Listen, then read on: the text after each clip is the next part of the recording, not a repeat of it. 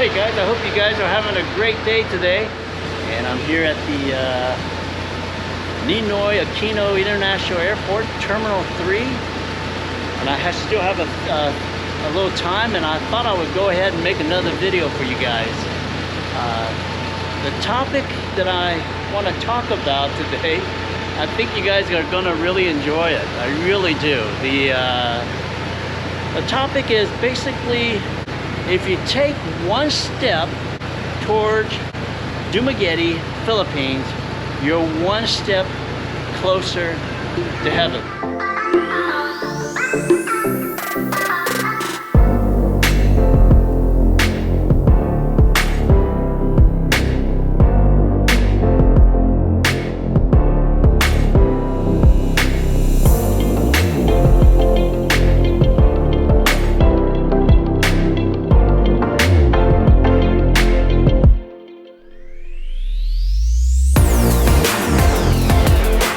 Let me tell you what I mean by that, okay?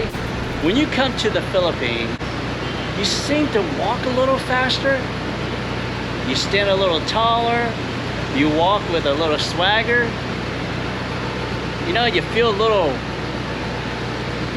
richer because our money goes a long ways. Now I'm telling you, I lived it, I felt it, and I've seen it. And you can just tell they're happy. They're walking around with, you know, young Filipinas. They've got money in their pocket. You know, what else do you want? What else do you want before you go to heaven, right? What else do you want? Now here's my observation. Those of you that are in your 40s and 50s and you're here in the Philippines, as soon as you get off the airplane, you start walking a little bit faster. In your 50s to 60s, you're definitely walking a little bit faster. In your 60s and 70s, man, guys are running around like a chicken with their heads cut off. But how can you not walk around with a swaggered and feeling confident, right? You have money in your pocket. People are nice to you. They're just nice people. And then you got a girlfriend, or you have a girl that wants to be your girlfriend. And if she doesn't want to be with you, guess what? There's another girl peeking around the corner who wants to be with you. That's what I call one step closer to heaven. A lot of you know, I was going through a divorce. I was very depressed. And I just felt like, you know, there's really nothing to live for. You know, I guess divorce, I took the divorce harder than my ex did. Let's just leave it at that. I just didn't see anything worth living. But two things changed my mind. First thing that happened was my eldest daughter, she called me. And I'm telling you, all it takes is just a few words, and it comes from somewhere, and it just changes everything. I was in the dumps, I was depressed, I didn't want to talk to anybody. I was just going in the wrong direction. I was going the wrong direction very fast. My daughter said, "Dad, I still love you." And I had two younger daughters, Jenny and Nikki. We still love you. And we want you to see us grow up. That hit me like a ton of bricks. Right then, I knew I wanted to live. I knew I wanted to get out of this funk. Well, now that I want to live and I want to, you know, enjoy my life again, now who's going to go out with a 40-year-old man? You know, it's just, I just didn't feel like anything was going to be out there for me. I thought life was over for me. And I know you guys have been there. I know you guys have been there. I know it. You're walking around in the U.S. like zombies. You know, you may not have gone through a divorce or separation. You know, all kinds of stuff could have caused you to have this problem. But you're walking around like your life is over. Yeah, I've been there. I felt that. That's just the way it is. all that crap back in the US. You have to live through that.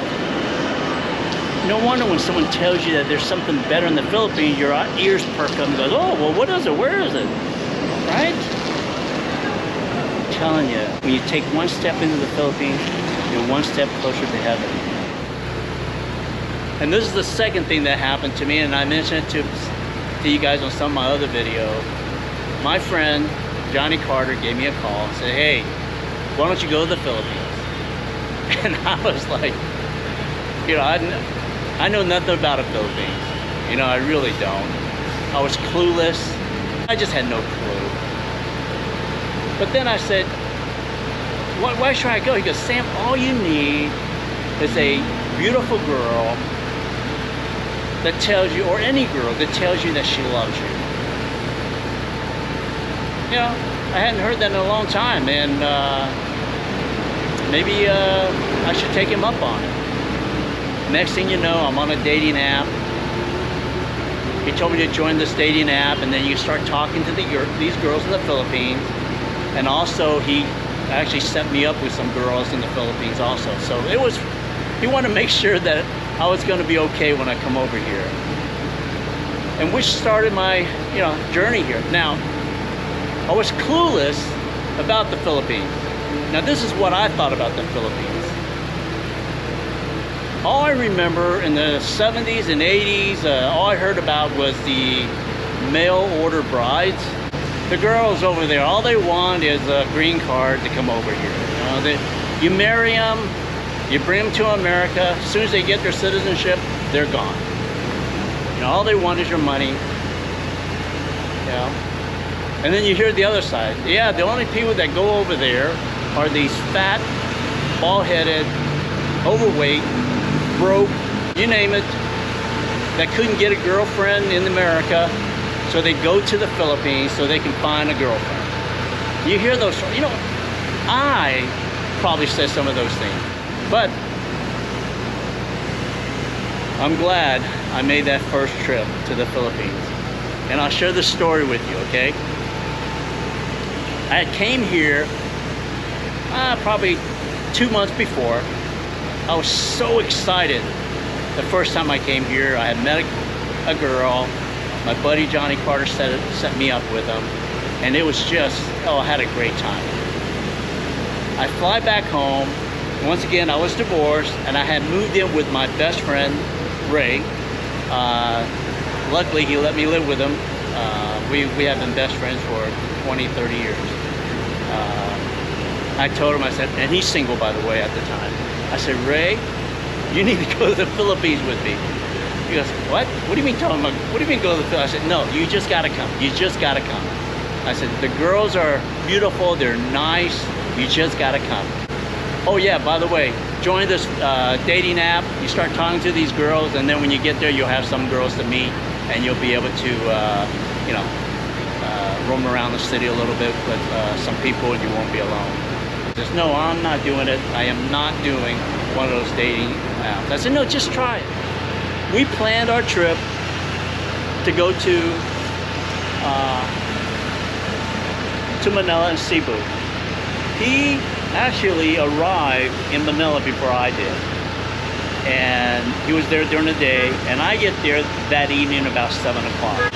So I go and knock on his door, nobody answers. I go down, I said, hey, can you call him, my buddy Ray? Yeah, this is his room. And nobody answers the phone. Now I'm thinking, he's in Manila. He might be kidnapped. You know, you get this preconceived notion about Manila being maybe a third world country, and there's a lot of stuff going on. But I didn't know what to do. In fact, the hotel we were at was very close to the U.S. Embassy.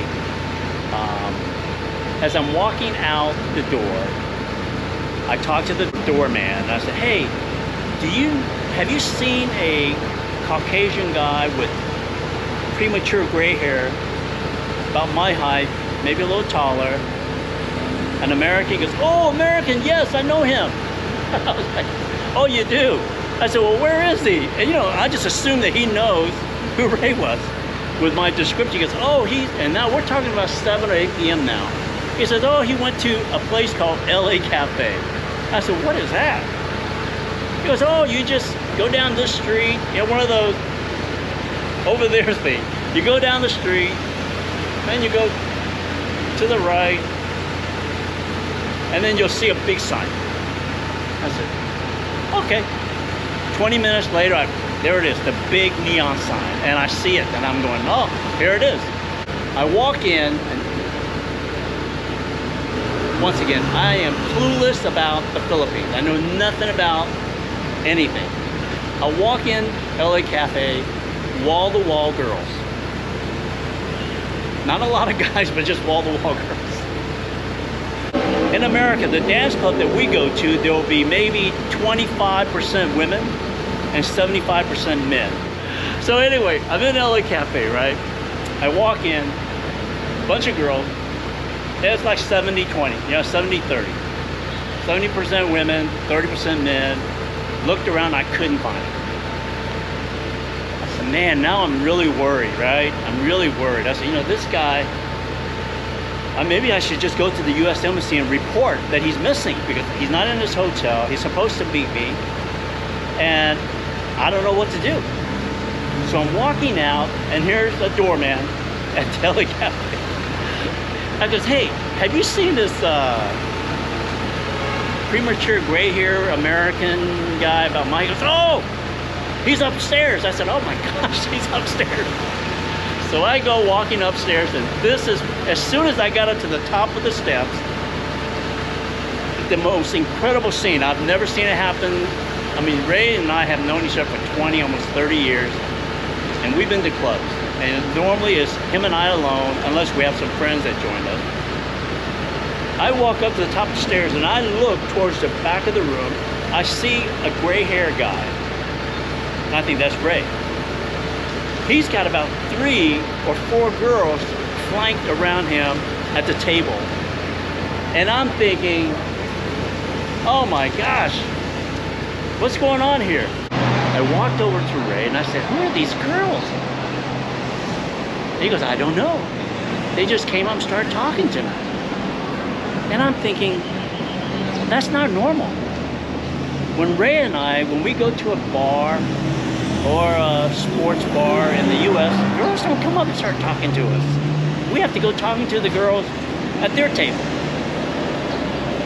And, you know, and they're talking to us, and you're standing there, you're sitting there, and they're just talking to you, and your chest gets a little bigger, you know, you're thinking that you're somebody. The long story short, we found out later on that, you know, they were prostitutes. They weren't just your regular girls. They weren't regular girls. It's a mental game, you know. When you think that you have something, you start feeling better about yourself. I really do hope you guys come to the Philippines, and hopefully you'll find what I found. There's no guarantee that you'll find the same happiness that I did, but that's just my experience. I just want to share with you something that happened to me a few years back, and hopefully this will encourage you or discourage you from coming. All right, guys, hope you guys have a great day, and I'll see you guys soon. Bye-bye.